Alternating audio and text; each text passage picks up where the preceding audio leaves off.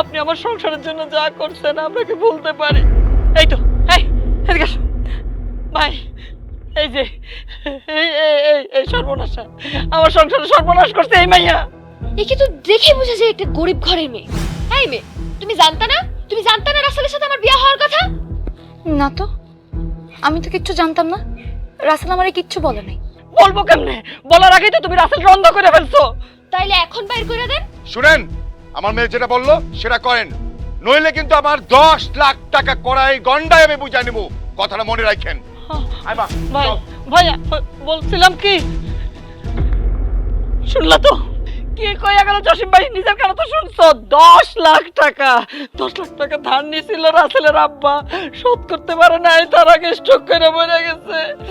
এরপর জসিম ভাইয়ের সাথে কথা হয়েছিল, জসিম ভাইয়ের মায়ের রাসেলের বউ করে এই সংসারে আনতে হইব, তাইলে উনি এই 10 লাখ টাকা মাফ করে দিল।